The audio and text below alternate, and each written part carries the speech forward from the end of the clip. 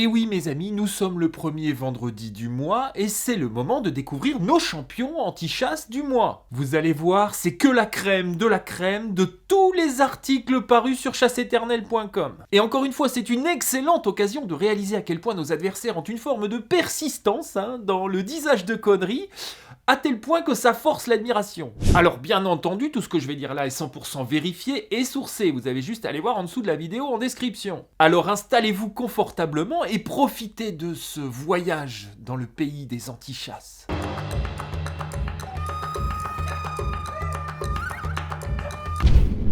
Si tu veux soutenir Richard sur Terre, abonne-toi à sa chaîne.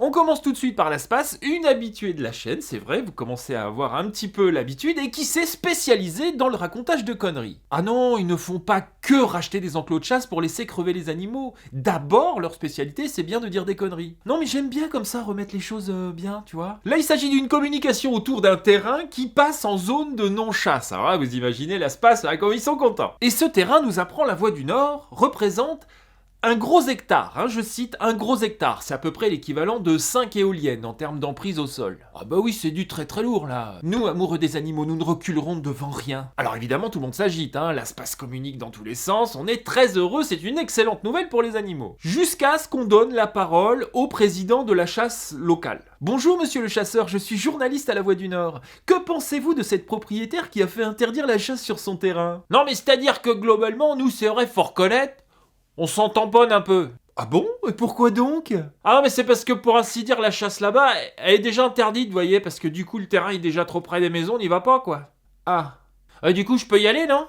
Oui. L'ASPAS fait interdire la chasse sur un terrain d'1 hectare où c'est déjà interdit de chasser à cause du règlement local de la chasse. Elle a même envoyé un courrier recommandé pour avertir tout le monde. Ah mais rigolez pas, l'espace ils sont capables de se fâcher tout rouge, Voilà, ça méritait sans doute un article dans la Voix du Nord. Passons maintenant au parti animaliste par la voix de Sandra Krief, une élue de la ville de Grenoble. Elle partage un tweet très inspiré qui alerte sur le fait que, je cite, la racaille cinégétique a encore frappé. Ah bah voilà autre chose. Ah bah super, qu'est-ce qu'elle a fait encore cette racaille cinégétique? Eh bien une femme qui participait à une partie de chasse en montagne est tombée d'une barre rocheuse et a perdu la vie. C'est le pile parfait moment pour traiter les chasseurs de racailles. Et bien entendu, l'élu Sandra Krief nous rappelle à cette occasion que la chasse est un loisir mortel. Pas une parole pour la victime ou sa famille. Non, on est sur la bonne instrumentalisation bien débile d'un accident de montagne. Ah si, c'est quand même bien débile là. Et elle est élue la dame. C'est-à-dire imaginez le truc. On lui demande son avis avant de prendre des décisions.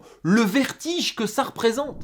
Sujet suivant. Bon, vous le saviez, Marine Tondelier s'est déclarée antispéciste. Moi je suis et féministe, et antiraciste, et antispéciste. Je suis végétarienne depuis très longtemps. Bah ouais, c'est pas nouveau. Elle l'a dit dès sa prise de fonction. Une formidable profession de foi qui a fait frétiller toute la planète animaliste. Ah bah les mecs, ils étaient comme des dingues, Eh bien, figurez-vous, sous vos yeux et Bobby, elle nous a fait une tournée des éleveurs. Visite de la ferme, Sophie et Frédéric ont une exploitation de 150 hectares alliant élevage de races rustiques et maraîchage bio en circuit court. Je veux pas faire ma raclette, mais c'est pas hyper vegan antispéciste tout ça. Il manque un peu de chasse, un peu de pêche, on lui paye un godet à Marine. Sans déconner, Marine Tondelier, j'ai du mal à l'avoir perdue pour la cause. Elle a un petit côté rustique qui me plaît bien quand même. Non mais faut gratter, faut laisser une chance aux gens quand même. Sinon, mon hypothèse, je pense, c'est qu'elle sait pas ce que ça veut dire vraiment, antispéciste. Je pense plutôt que c'était un truc en iste qu'elle devait trouver cool sur le moment, vous voyez. Et puis quand même, à un moment, on se dit, attends, une bonne côte de bœuf de nos terroirs, une côte de bœuf de nos terroirs rustiques. Marine. Ou alors, deuxième hypothèse, on rentre dans une période électorale et il vaut mieux se foutre à dos 8 clampins antispécistes que la France. Voilà, la France qui est pas végane.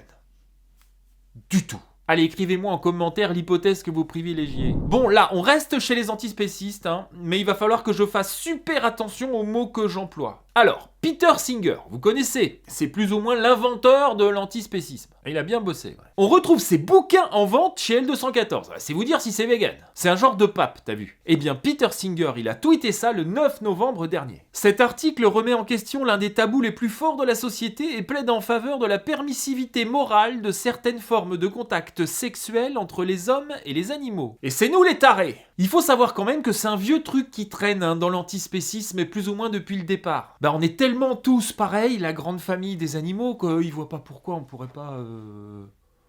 Bah ouais, attends... Alors, Kaline, viens ma fille, viens.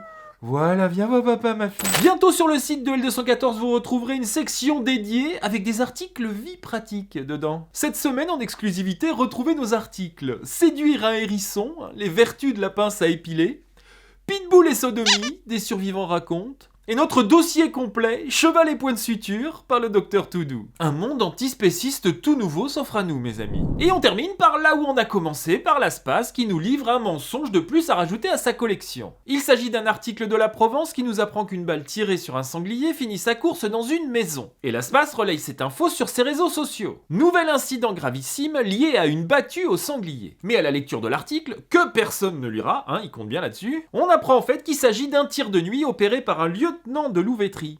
Voilà, un agent de l'État assermenté, donc. Mais eux, ils veulent que c'est les chasseurs en battue, vous voyez, c'est plus commode. Que ce soit faux, c'est un détail pour eux, On connaît leur grande entreprise d'intoxication des Français, ce serait dommage de d'évoluer maintenant, Avant de vous laisser, on va faire un petit point sur l'affaire Hélène de Fougerolles. Vous vous rappelez, sur Instagram, elle avait traité les chasseurs, globalement tous, de connards, et ensuite, elle s'était excusée, en appelant, à cette occasion, à l'explication, elle voulait comprendre pourquoi on chassait. Du coup, moi, je me suis fendu d'une petite vidéo en forme de lettre ouverte où je l'appelais au débat, on aurait pu se rencontrer, je lui ai expliqué 2-3 trucs, bon, voilà, vidéo qui a été vue par, au moment où je vous parle, 82 000 personnes, et malgré ça, aucune nouvelle. Voilà, comme d'habitude, personne ne veut jamais me parler, je dois un peu trop sentir la bouse de nos terroirs, je suppose que c'est ça. En vrac, j'ai aussi invité Edine Aristegui, l'élu du parti animaliste à Montpellier, pour une énième sortie encore, d'une connerie dite sur la chasse, mais c'est pareil, j'ai pas de nouvelles. Ah oui, et figurez-vous que j'ai appris une très mauvaise nouvelle. Muriel Fusil quitte le parti animaliste. Ça, je vous avoue, ça m'a fait un... Voilà, ça m'a fait un coup, voilà, ça m'a mis... Ça fait quelque chose, attendez les gars, 3 ans. Elle se dit, je la cite, fatiguée par cette structure. Alors nous aussi, c'est vrai, on est fatigué par cette structure, c'est quand même une structure qui dit quand même beaucoup de conneries. Voilà. Mais comme une grande partie des conneries venaient de Muriel Fusil, j'imagine que c'est pas pour ça qu'elle est partie. Ah non, mais là, j'avoue que je suis un peu perdu, j'espère qu'elle va continuer à parler de chasse, sinon moi je vais être obligé de licencier du monde. Drame des petites entreprises, qu'est-ce que vous voulez que je vous dise. Voilà, on a terminé, je vous donne rendez-vous le vendredi 5 janvier pour le prochain épisode. En attendant, je vous retrouve bien sûr la semaine prochaine dans votre format habituel à 16h. Et puis voilà, en attendant, je vous dis quand même à bientôt sur Terre ou ailleurs. Attends, bouge pas, juste une petite seconde, un petit truc. Voilà, je me suis rendu compte que vous étiez encore 60% à suivre mes vidéos mais sans vous abonner. Allez quoi, petit bouton. Petit bouton, c'est que dalle, petit bouton, c'est gratos, ça fait zizir. Bis.